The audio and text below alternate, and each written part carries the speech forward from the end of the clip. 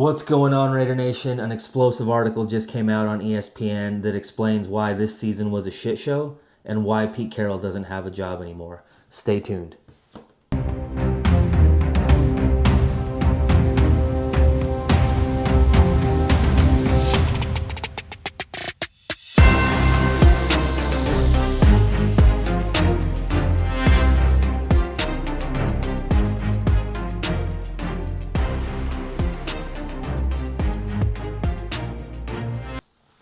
Raider Nation wanted to come on here today, make a quick video about the article that came out on ESPN today. Essentially, it dictates what happened in the 2025 season, why it was such a shit show. It has comments from players, it has comments from agents of players and other executives. But the biggest thing that stood out for me, at least, is the hiring timeline. How Carroll was hired, how Spytek was hired, how Spytek was involved in the hiring process, or how he wasn't involved in the hiring process, and really just how they didn't really align. And it's understandable. You have a 73-year-old coach who was turning 74 during the season, and you had a first-time GM that has been around, that has seen how teams are built.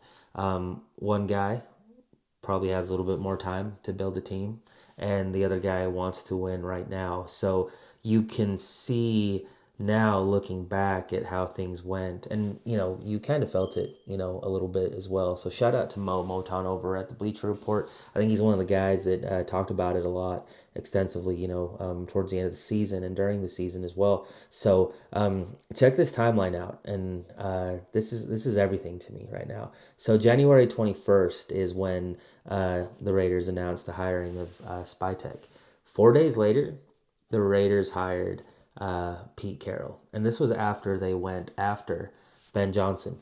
After Spytek was hired, there was no new head coaching candidates interviewed after that, which to me is problematic. I think the best setup, and I know a lot of times NFL teams, they do it differently. We've done it many different ways, but I'm a firm believer that we need to have our GM first. Some people are like, nope, get the hot commodity of a coach. I'm the opposite, and the reason I'm the opposite is because our foundation should be drafting and developing. And to me, that starts with the GM, with the scouting department, and making decisions with the head coach during the draft. And as we draft them, we need to develop them as well. And Spytek says all the time that the Raiders, they have the best building in the NFL, the best facility. So when it comes to developing, we have the facilities outside of the season to do it. But the reason it's not working, and I think it was working under John Gruden, even though we sucked at developing our draft picks, but the reason we started to see a little bit of success was continuity. We don't have that right now. So it's very interesting to look at this. And this is why I'm so excited about this upcoming offseason, because I think we're doing it right and we're doing it in the right order. But Spytek wasn't involved in the coaching search decision, which is wild to me, And I don't think you bring on a 73-year-old coach and a brand new GM and not let the GM have anything to say about it. When Pete Carroll was announced, he was talking about winning right away. We all heard it, and when you look at the moves that were made, hey, we're going to bring a lot of these veteran guys in. We drafted some rookies and stuff, but we're going to bring, these veteran guys in. The quarterback was a big thing, and Pete Carroll, who was not Spytek's coaching decision or interview, ended up bringing Geno Smith. And I think at this point, you have a little bit of a head coach who is trying to teach the new GM, and you have a new GM that is a first-year GM who is trying to work with an established head coach who has accolades that the new GM doesn't have yet. However, based on everything I've seen, everything I've heard, everything I've read, Spytek has the right idea. when it comes to building a franchise, especially when it comes to building a franchise like the Raiders, who have not been good. They've been a mess. It's been embarrassing, you know? So the idea of long term drafting, developing, having, young guys in place, playing your young guys, that makes a lot of sense for Spytek. However, Carroll, he wanted to win right now. And can you blame him? The dude is 73 years old. He just took a sabbatical from coaching after being let go or mutually parting ways with the Seahawks, and now he's back. He's energized, ready to go. He's got veterans. He's one of those guys, and maybe similar to myself, where I'm optimistic and I'm always preaching and talking about, like, hey, let's focus on the good. There's a lot of things that you can do to build up the human.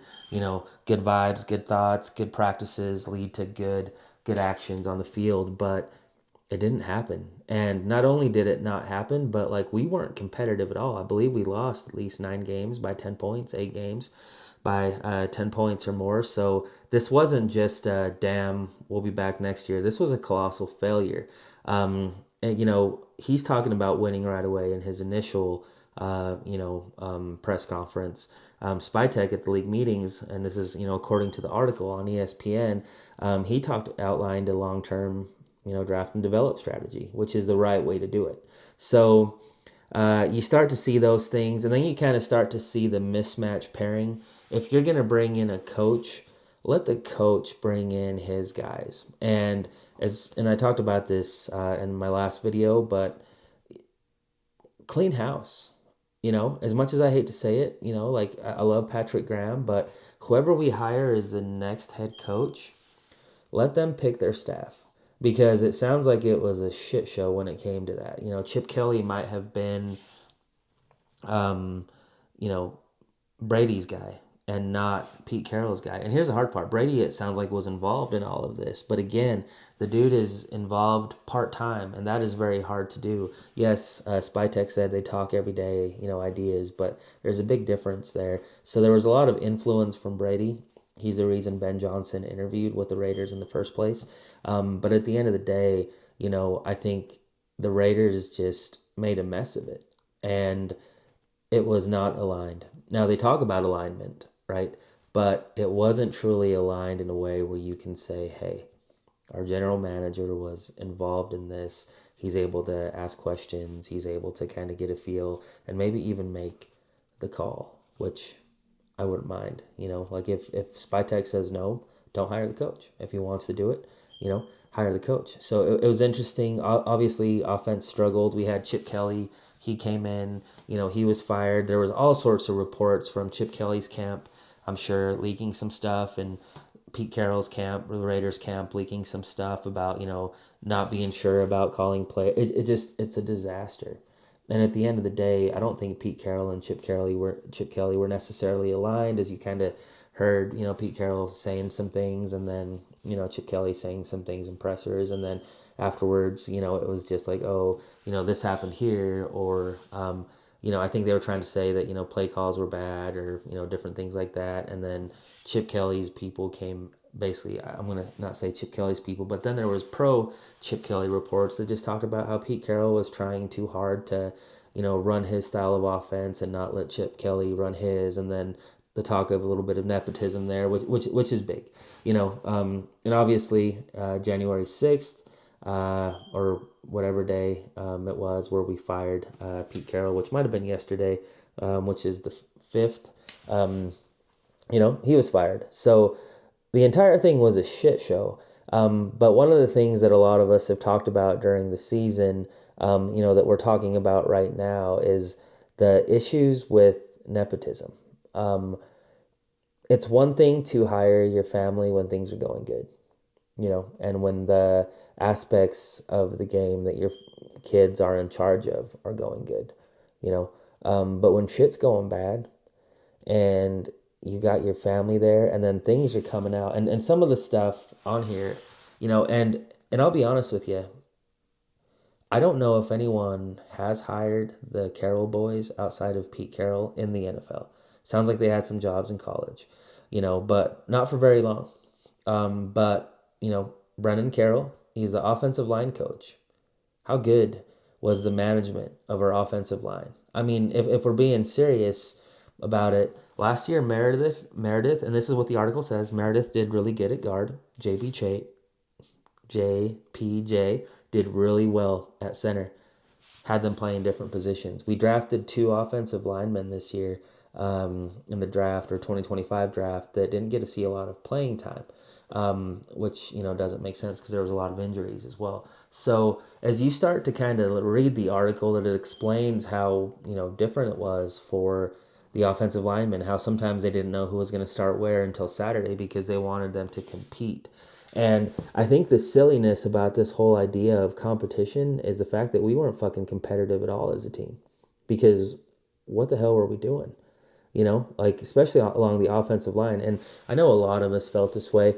Powers Johnson to me is someone that like is awesome. He's a Raider, and I hope that the next coaching staff values him as a Raider. He's just aggressive. He's just a mean SOB, right? And that's what we want from an offensive lineman. So I think the Raiders moving forward, if they can figure out their offensive line coach, I think they're going to see some great play from some quality young offensive linemen.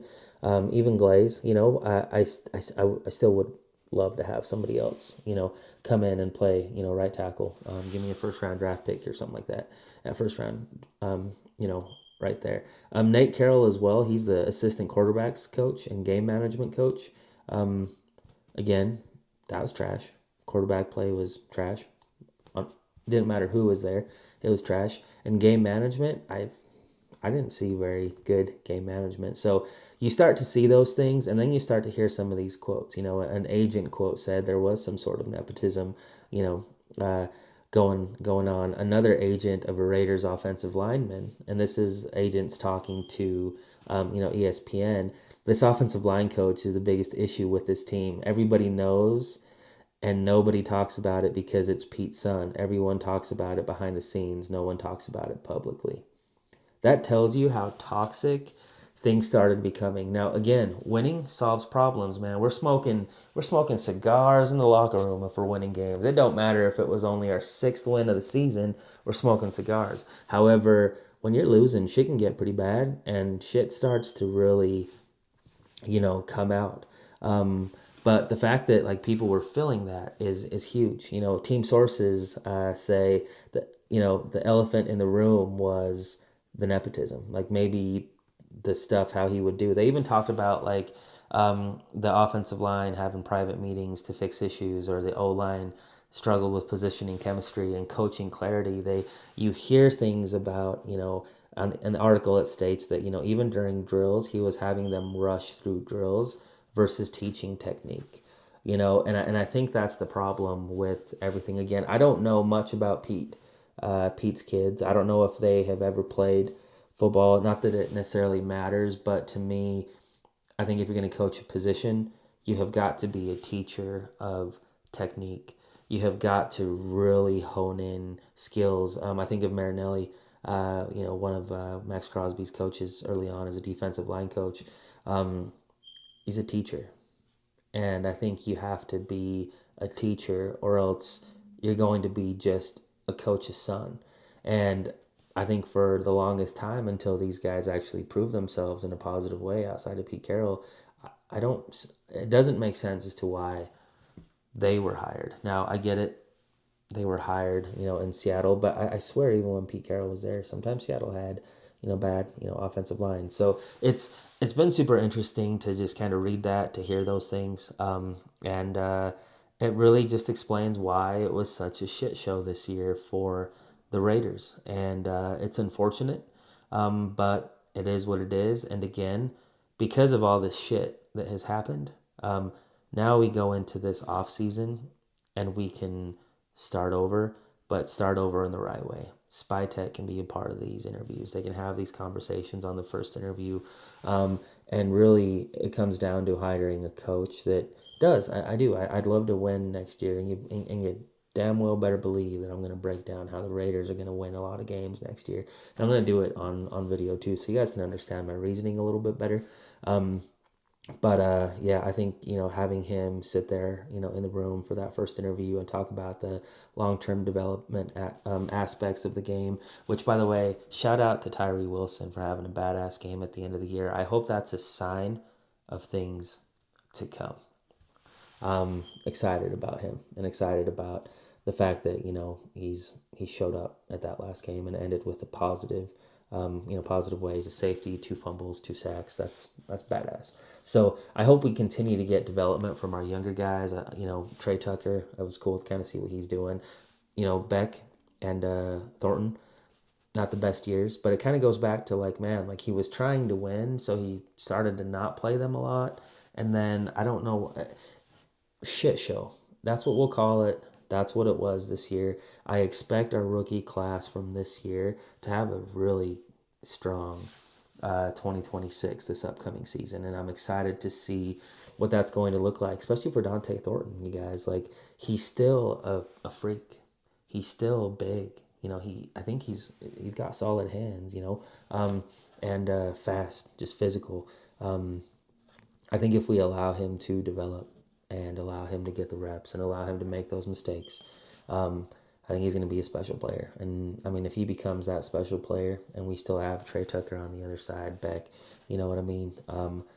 We have our tight ends. I think we have the ability to have a phenomenal offense, but man, you got to have the right guys there. You got to have the right people. And to me, I like what I've been hearing from a lot of people is that we need a offensive-minded head coach because you're going to lose coordinators. But if you keep the head coach and it's his offense and he's working with quarterback as well, good things can happen when you have a strong defensive coordinator. And I think it was Murph that said it on Silver and Black today. During an interview where he states like, hey, you hire and it's very true, you hire a defensive minded head coach, a badass offensive coordinator. One day that offensive coordinator is going to become a head coach if you have success, and then you have to, change things up. And we saw that with the Lions this year, you guys. I think the Lions won the NFC North, almost went to the Super Bowl last year. Ben Johnson gets hired. Now the Bears are going to the Super Bowl. So just different things to kind of look at. To kind of think about. And for me, again, as of today, January 6th, I want the Raiders to draft Mendoza. That's the guy that I want them to pick, as of today. Now, I realize that over the next few months, I'm going to educate myself and learn more about other draft prospects because I could have told you maybe in January at this time last year that, man, Shedeur Sanders is going to be a first-round pick, second-round pick at the worst. Dropped in the 5th round. Now, he did, play and start some games this year, but it's just one of those things where, like, we know what we know right now, and emotionally, it's like, yeah, let's draft a quarterback today. But I think as we go through the process of the draft, we're going to know for sure what quarterbacks are coming out, and more importantly, and people got mad at me on Twitter for saying this or on X, but I don't think Mendoza is the highest rated prospect in this draft. I think there's probably 3 to 5 guys that the consensus is that they are likely graded higher for their position than Mendoza is.